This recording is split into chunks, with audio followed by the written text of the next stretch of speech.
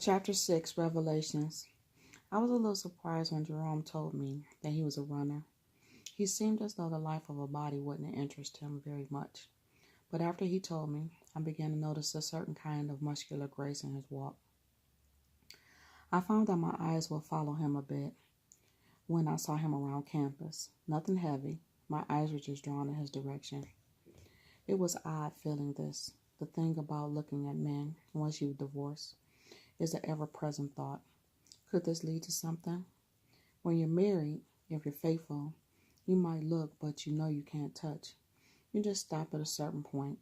Maybe you go home and you make love to your husband with a little extra gusto for a while.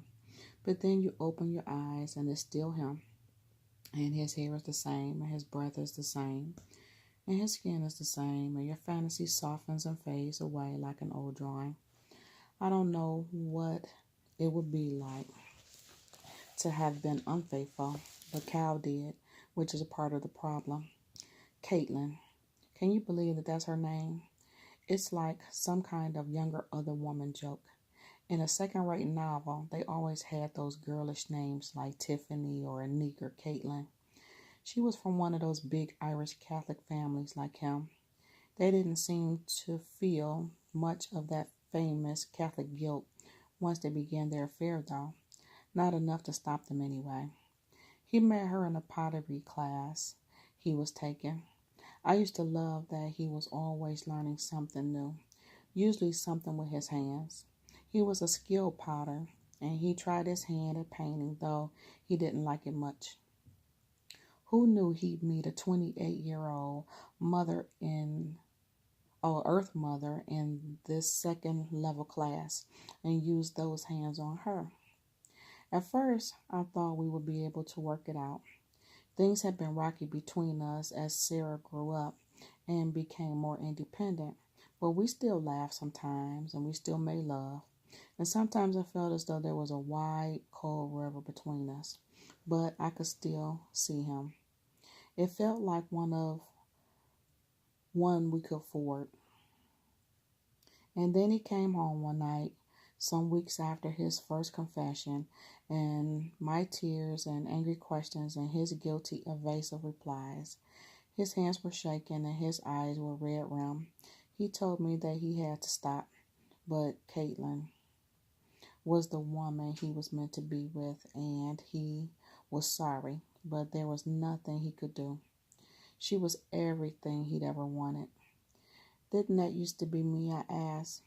There's always been this thing missing between us, he said. I couldn't name it until now.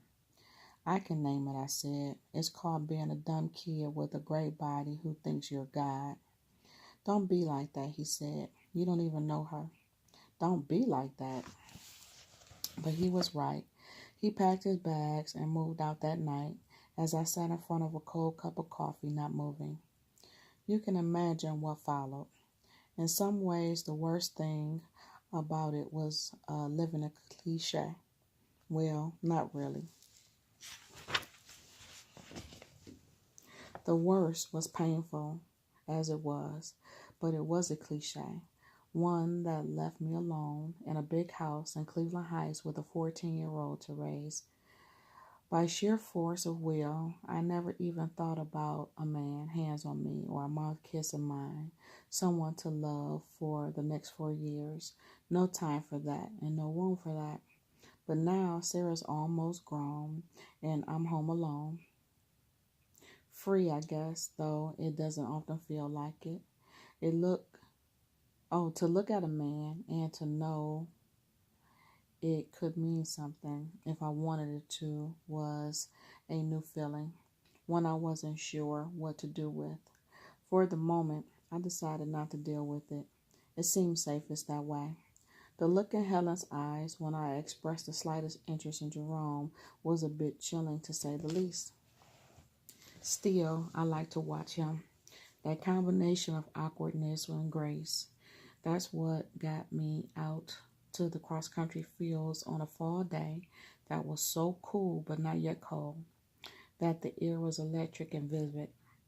So many things about this school's campus are cliche, brought to life, the beautiful, lush grounds, the handsome, well-raised boys everywhere, their voices literally ringing through the air.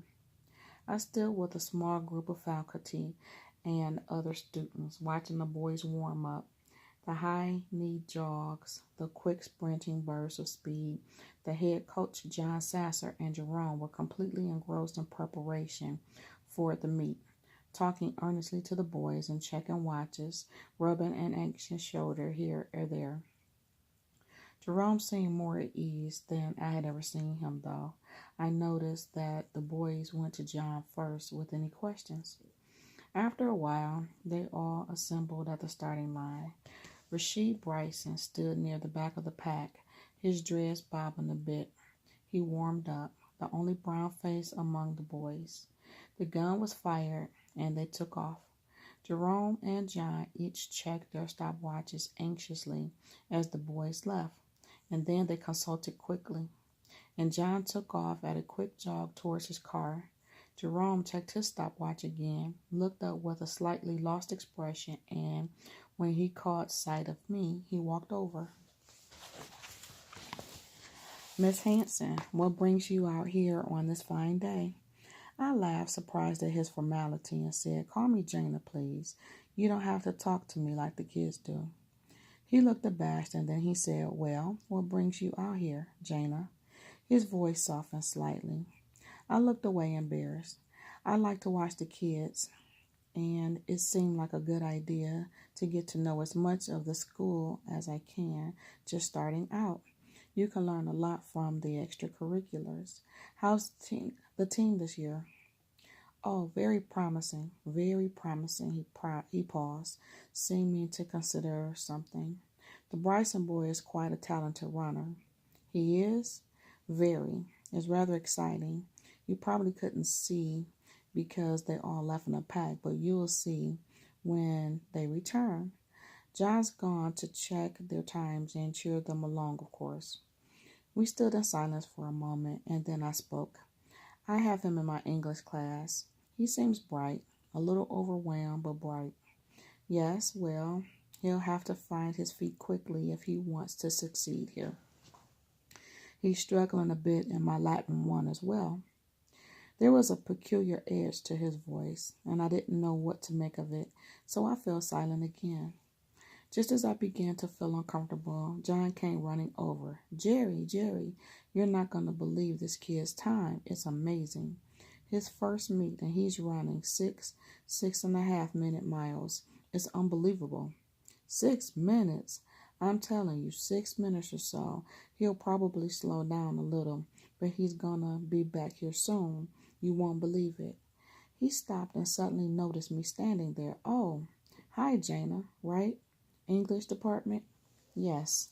Sorry to interrupt, but we got ourselves this amazing kid. Wait, you'll see."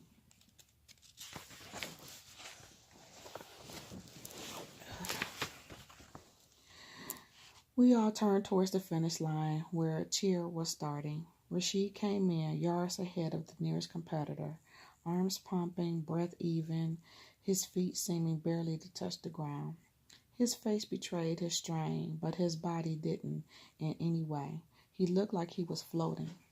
All of a sudden, an older big boy from the other school put on a great burst of speed, one that looked like it cost him an ounce of strength, his last ounce of strength, and passed a surprised Rasheed at the tape. But that didn't diminish Jerome or John's excitement. 1930. Oh my God, can you believe this, Jerry? Let's get over to that kid. Holy cow. They moved off quickly and curious, not even sure why I was doing so. I followed them. Rasheed was finishing a cool-down lap by the time they reached him. He looked at both men. His eyes were sad a little fearful. "I'm sorry. I don't know where that guy came from. I really thought I had it. I'm really sorry, Mr. Sasser." John laughed. "Don't even worry about it. We can work on your finish. Do you know the time you just ran?" "No. What was it?" "Okay. Tell him, Jerry. Tell him." Jerome slightly smiled. "It was the best time I'd ever seen for a boy's first race. Mr. Bryson, nice work." Rashid looked from one man to the other and then at me, a little surprised, but he gave me a big smile. The other look he gave Jerome was odd, a little angry, I thought, although I suppose I could have imagined it. Then he smiled again and he said, "Well, I'm glad I feel all right." "You should," said John. "Come on, get your sweats on." The three of us watched him go. Jerome spoke first. "I hope that he can live up to his potential. Often it's quite difficult." The way he said it, I somehow felt the feeling he wasn't talking only about running. I looked at him closely, but his expression was careful and opaque. We watched Rashid join his teammates, who immediately surrounded him with much head rubbing and backslapping, and we said nothing more. "So, what's it like teaching those preps, Mom?" Sarah's voice was on the phone, cheerful, distant, and slightly amused, the way it always is when she talks to me. I think she adopted this tone shortly after her father and I separated, so she wouldn't have to let us know how angry she was. Not a typical girl way of dealing, not anorexia or carving herself up, but she's not typical. I love to take the credit for that, but I don't really think she can. I don't really think I can. She's always been her own person. I laughed at her question. Those preps, as you so nicely put it, are pretty good kids for the most part. Some of them will probably end up at Amherst or UMass. She made a gagging sound. "Oh, come on. That place is huge. There's no decent people at UMass." "ZooMass, you mean? Your father went there. But that was a long time ago." She paused. "And look how he treated you." My Sarah always defended me. I don't think Cal realized what it would cost him with her when he chose Caitlin over us. "Seriously, Mom, how are you?" "I'm all right. I've met a few people that I like. It's beautiful here, and it's good." She paused. "I talked to Daddy." "Oh, he's good. He says that he and Caitlin like San Francisco." "Well, I'm sure it's very nice for them." Oh, damn, there's that edge. The edge I swore that I would never have on my voice when I talked to Sarah about her father. No matter what she might say about him. Damn, I could imagine her face, the twist of sympathetic pain fluttering across, but she decided not to say anything. "How are you?" I said, trying to paper the moment over.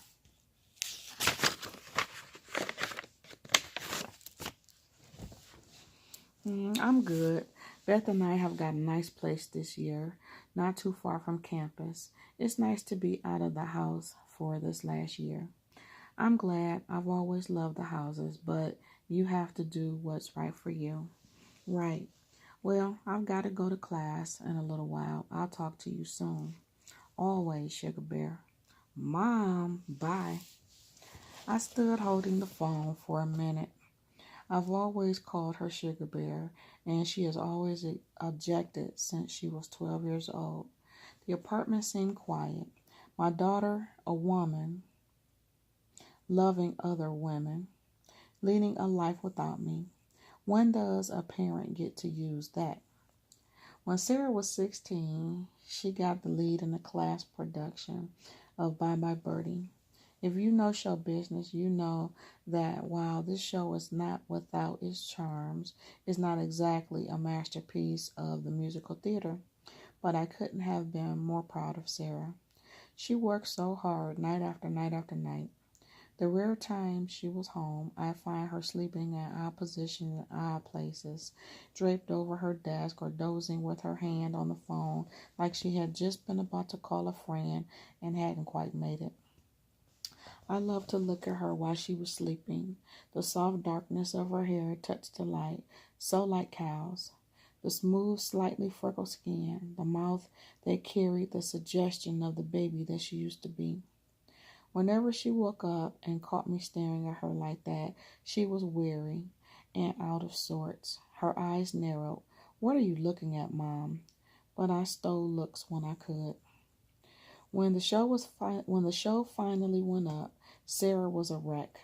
She threw up 3 times before we left the house, and I held her hair back the way I had when she was a little girl. She stared out the window the whole way to school, humming, "We love you, Conrad," over and over under her breath. Kyle was meeting us there, and in a surprising show of consideration, was not bringing Caitlin. "You're going to do great, honey," I said. "Daddy and I will both be so proud of you." She looked at me for a minute, and her eyes clouded with fear. Then she managed to smile and said, "Thanks, Mom." She insisted that I drop her off near the auditorium, but not walk in the back way with her, so I went straight to the front and found a seat. The auditorium filled quickly, and Kyle was, of course, late. By the time he got there, the only seat available was right next to mine. I moved my coat and my stomach roiling with a combination of nervousness and anger. He didn't look at me, just said thanks and sat down. The skin on the side of my body nearest him felt electrified. Well, I cried, of course. As soon as those sweet, silly kids started warbling, "Going steady," tears began rolling down my cheeks. And when Sarah came out, capris and sweater clad, her hair in a bouncing ponytail, and sang "How Lovely to Be a Woman," I had to start rummaging around in my bag for a tissue. I couldn't find one, and without a word, Cal handed me his handkerchief. "Here, it doesn't mean anything deep," he whispered. "Thanks," I whispered back, wiping my eyes. "She's just so beautiful. I can't believe it." "I know." He took my hand, looked at me to see if all was right, and somehow for those few minutes it was. I didn't take my hand away. We hugged and kissed Sarah madly after the show. She went off to the cast party, breathless, and left us to our awkward goodbyes. He went back to his girlfriend. I went back to my house. Sarah never saw us holding hands. Thank God. They were so glorious, those kids. There was so much life bursting out of them. I suppose that's how you know you've left adolescence behind, when it looks so good. You'd think I'd know better by now, but I don't know a lot of what I thought I did. That's one thing that last few years have taught me thoroughly. I sighed and I returned to my desk to start going over the essays for tomorrow's class. The assignment was for the students to write about things they had lost. I let them define that however they liked. I wanted to get a sense of what they'd left to their own devices. As I had expected, I got a lot of silly pieces about keys and socks and the like. There was one rather touching one from Rob Bowen about the day his older brother went to college, and a very nicely written piece about his grandmother's death by Tom Hendrickson, one of the more thoughtful boys in the class. I decided to read that one aloud.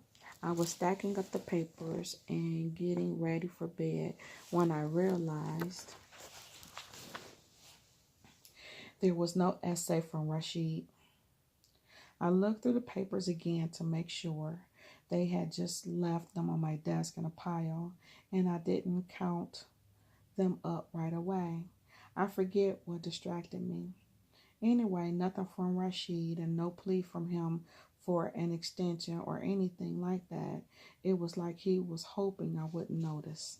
Damn. I like Rashid, but I was starting to worry about him. This just added to it. He seemed so, well, terrified all the time. His hands never stopped moving across the paper in class.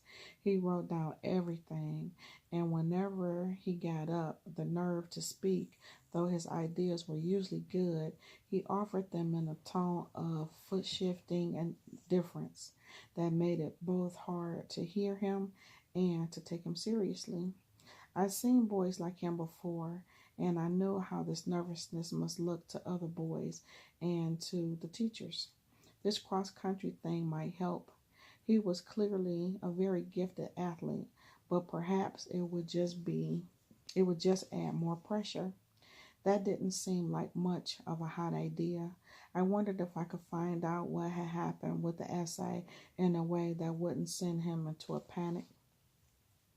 As it turned out, I didn't have to do much to bring the whole thing up. Class proceeded the next day without incident until I read Tom's piece as I had planned. It was received in respectful silence for a moment. Then Rashid snorted. "That's not what it's like," he said. Every head snapped to look at him. I couldn't believe it. He had never even come close to speaking out of turn in class, and now he makes a comment like that. What the devil was going on with him? "Rashid, what do you mean?" I said. "I mean, that's not what it's like when somebody dies. It's not all pretty and soft." I felt trapped. I needed to protect Tom, who was looking stricken, but I couldn't let this lie. "Well, I think that one of the first things you have to learn as a reader of good writing is that even if you don't feel the same as the writer, if it's his if he's been true to his or her experience, the piece probably has something to say, like I said." I think Tom tried hard to write about what it felt like to him to lose his grandmother. Maybe that's not what it felt like to you, Rashid. He looked out the window, sucking his teeth contemptuously. I thought through the end of the class with one eye on him and sent Tom off with a pat on the shoulder. "Rashid, I'd like to talk to you for a minute," I said as he passed my desk without speaking. He turned to me with eyes the color of coal. "What's going on, Rashid?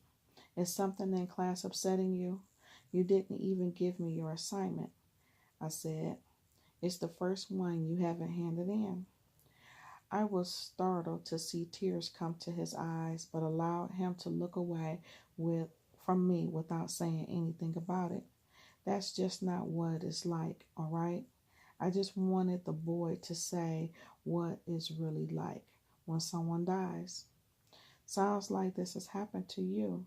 "Yeah, well, maybe you should write about it and tell us your version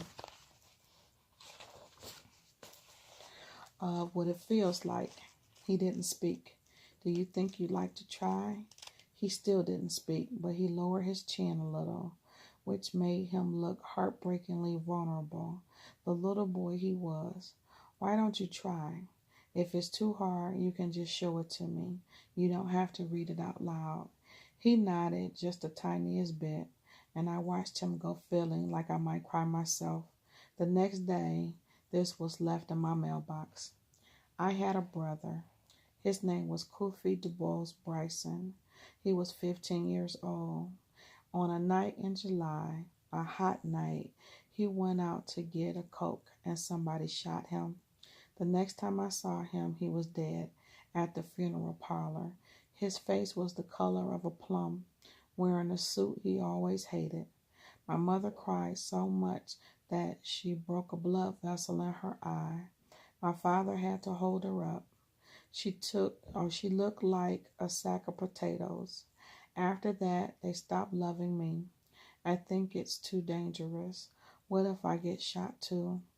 When I stood in front of the coffin, all I could think was that I wanted to lift up the edge of that jacket he was wearing and see the hole and stick my hand into it until it was covered with blood. Maybe then I would understand, but I didn't. So I don't understand, and I never will. I sat in the teacher's lounge holding the essay, my hands shaking slightly.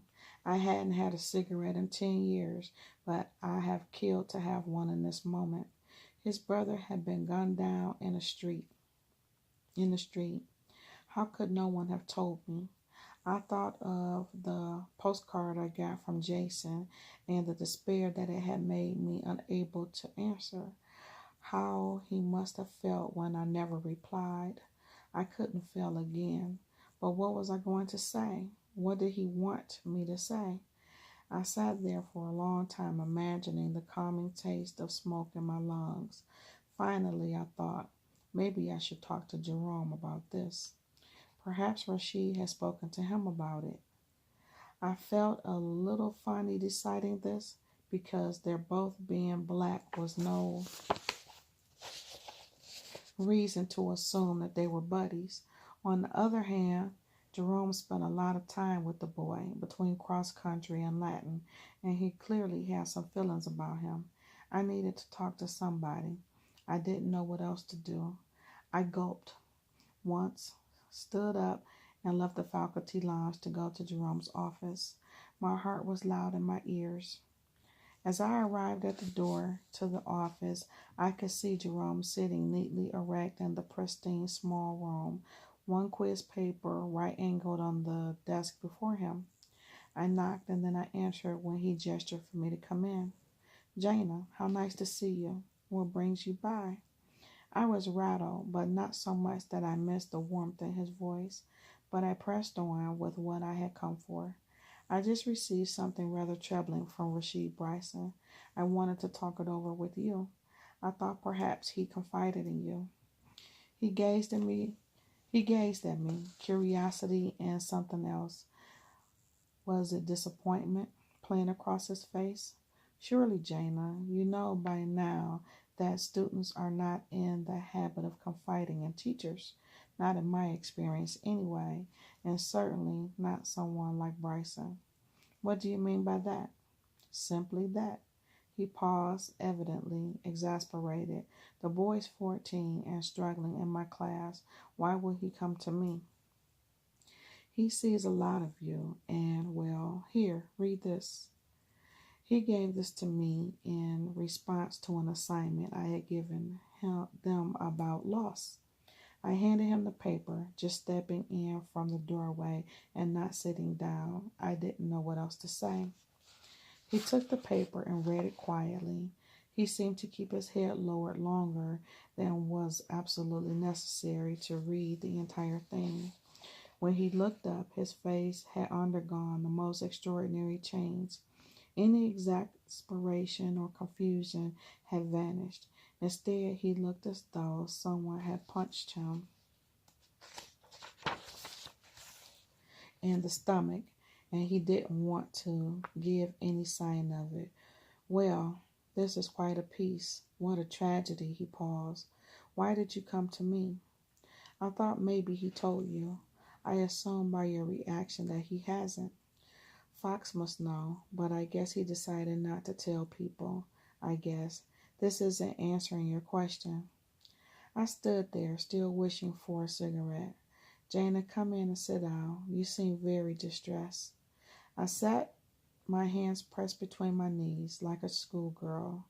"I am. I mean, aren't you? I'm worried about how this will affect the rest of his year. He's trying hard in my class, but his work is already slipping a little. How is he doing with you?" "Fair, I really thought." He trailed off. "Well, that doesn't matter. Why did you think he told me?" "Frankly, there aren't any other black adults here he might confide in. I thought he might have formed some sort of bond with you. You're together a lot, after all."